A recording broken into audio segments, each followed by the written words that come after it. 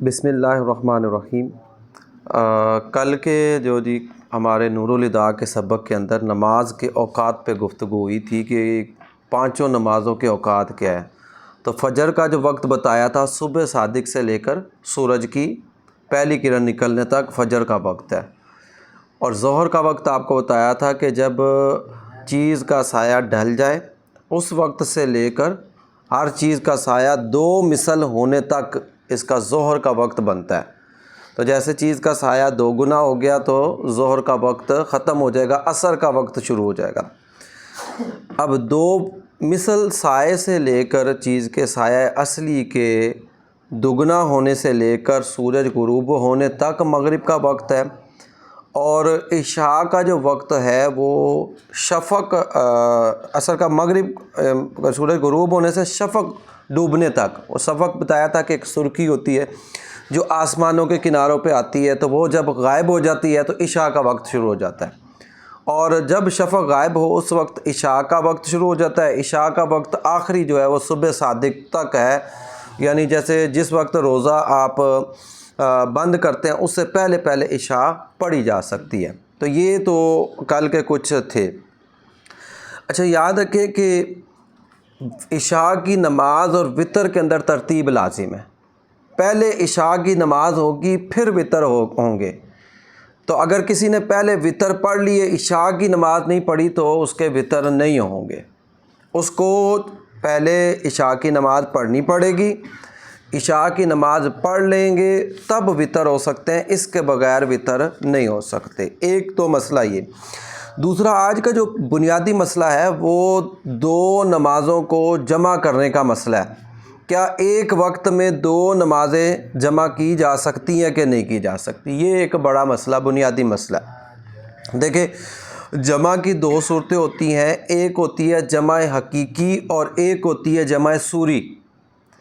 جمع حقیقی یہ ہوگی کہ دو نمازوں کو ایک وقت میں پڑھنا، یہ حقیقتاً جمع کرنا ہے، اس کو جمع حقیقی کہتے ہیں۔ اور دوسری یہ ہوتی ہے جمع صوری، یعنی لگتا ایسا ہے کہ جیسے ایک وقت میں ادا کی جا رہی ہے، حالانکہ وہ علیحدہ علیحدہ وقت میں اپنے اپنے وقت میں ادا کی جا رہی ہے۔ اس کی یعنی جمع حقیقی کی صورت تو ایسے ہو گئی کہ جیسے ظہر کے وقت میں ظہر اور عصر پڑھنا، یہ جمع حقیقی کی مثال آ جائے گی کہ اب حقیقتاً ایک وقت کے اندر دو نمازیں ادا کی گئی ہیں، تو یہ جمع حقیقی بن جائے گا۔ حقیقی جمع جو کرنا نماز کو، یہ صرف دو مقام پر ہو سکتا ہے۔ کتنے مقام پر جی؟ دو مقام پر۔ ایک تو 9 ذی الحجہ کو جب میدان عرفات کے اندر حاجی وقوف کر رہے ہوتے، تو اس وقت صرف آج کے دن 9 ذی الحجہ کو ظہر کے وقت میں ظہر اور عصر کی نماز جمع کی جاتی ہے، تو یہ جمع حقیقی کی صورت ہو گئی۔ ٹھیک ہے، ایک جمع حقیقی صورت کیا ہوگی؟ صرف ایک نماز کیا ہوگی؟ 9 ذی الحجہ میدان عرفات کے اندر جب باقاعدہ طور پر امام ہو، تو اب ایسی صورت میں کیا کیا جائے گا؟ دو نمازوں کو اکٹھا کر لیا جائے گا۔ اس کے علاوہ جو دوسری صورت ہے کہ مزدلفہ میں جب چلا جاتے ہیں، مغرب کے بعد 9 ذی الحجہ جب غروب ہوگی، مغرب کے بعد جب آپ مزدلفہ چلے جائیں گے، اس وقت عشاء کے وقت میں آپ مغرب اور عشاء جمع کریں گے، تو یہ جو ہے جمع کیا ہوگی؟ حقیقی۔ اب حقیقتاً ایک وقت میں دو نمازیں کی جا رہی ہیں نا جی، تو جمع حقیقی صرف دو مقام پر جائز ہے۔ اس کے علاوہ تمام ائمہ کے نزدیک ایک وقت میں دو نمازیں ادا نہیں کی جا سکتی، سوائے اہل تشیع کے، کہ اہل تشیع کے ہاں وہ ظہرین ان کی ہوتی ہے، وہ جمع حقیقی کرتی ہے، اور مغربین ان کی ہوتی ہے، تو وہ دو نمازیں جمع کرتے ہیں۔ لیکن چاروں ائمہ کے نزدیک اب اس کو جمع حقیقی ہمارے نزدیک نہیں ہو سکتا۔ اچھا جی، جمع صوری کی ذرا یہ توجہ سے آپ نے مسئلہ سمجھنا ہے ناظرین نے بھی، کہ بعض اوقات یہ صورت پیدا ہو جاتی ہے۔ جمع صوری کی صورت کیا ہوتی ہے؟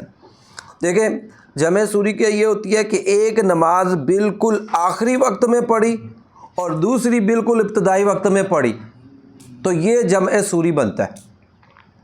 جیسے دیکھیں ظہر بالکل آخری وقت میں پڑی، جیسے آج کل تقریباً وقت ہو رہا ہے 3:56 پہ، تو 3:55 پر ظہر پڑھ لی اور 3:57 پر عصر پڑھ لیتا ہے۔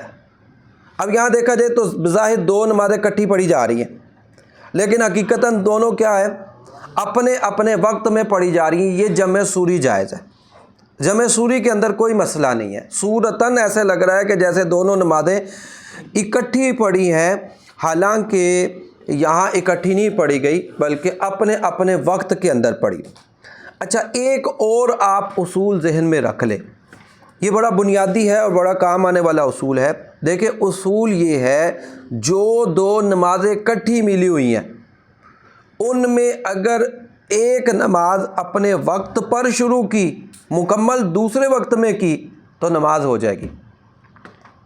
ٹھیک ہے جی، دیکھیں فجر کے بعد کوئی نماز نہیں، فجر کے بعد کوئی نماز نہیں، لہذا فجر کو تو سورج طلوع ہونے سے پہلے پہلے ہی ختم کیا جائے گا۔ سورج طلوع ہو گیا، سلام بھی نہیں پھیرا تھا، تب بھی آپ کی نماز نہیں ہوگی، گناہ گار ہوں گے۔ لیکن فرض کر لیجئے ظہر کے ساتھ کون سی نماز ملی ہوئی ہے؟ عصر کے ساتھ مغرب، مغرب کے ساتھ عشاء، عشاء کے ساتھ فجر، تو یہ 4 نمازیں ہیں، ان میں سے ہر نماز دوسری نماز کے ساتھ ملی ہوئی ہے۔ اب مثال کے طور پر لے لیجئے، جیسے ظہر کا وقت ختم ہو رہا ہے 3:56 پر آج کے موجودہ دن کے اعتبار سے، تو اگر کسی نے 3:55 پہ نماز شروع کی اور 3 تقریباً 4 بجے نماز ختم کر لی، اب دیکھیں اس نے شروع کب کی ہے؟ ظہر کے وقت میں، تو ظہر کے وقت میں اس میں تکبیر تحریمہ لگائی، ختم کس نے کب کی؟ اس نے عصر کے وقت میں، اس کی نماز یہ ہو جائے گی۔ اتنی تاخیر نہیں کرنی چاہیے، لیکن بہرحال اس کا فرض ادا ہو جائے گا۔ صحیح ہے؟ اچھا، اب عصر کا جو وقت ختم ہو رہا ہے وہ آج کل کے حساب سے وہ 5 تقریباً 34 پر ہو رہا ہے، آج کے ابھی کے حساب سے۔ تو اب کسی نے عصر شروع کی ہے، پھر یہ اس کی میں اور بتا دوں گا کہ تاخیر کب مکروہ ہوگی، وہ پہلے آج کا صرف یہی مسئلہ اگر آپ لوگوں نے سمجھ لیا تو کام آ جائے گا۔ 3:35 پر ختم ہو رہی ہے، 3:34 پر کسی نے عصر کی 5:34 پہ، تو 5:34 پہ اس نے تکبیر تحریمہ لگا لی، اور اس نے نماز کب ختم کی ہے؟ اس نے کر لی ہے 5:40 پہ۔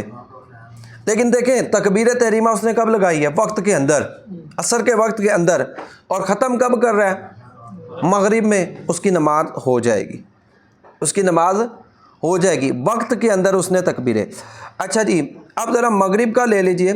مغرب جو ہے آج کل اس کا وقت ہو رہا ہے 6 تقریباً 56 پہ، آج کے دن کے اعتبار سے، اس لیے آج کل کئی جگہ 7:15 بجے جماعت ہو رہی ہے۔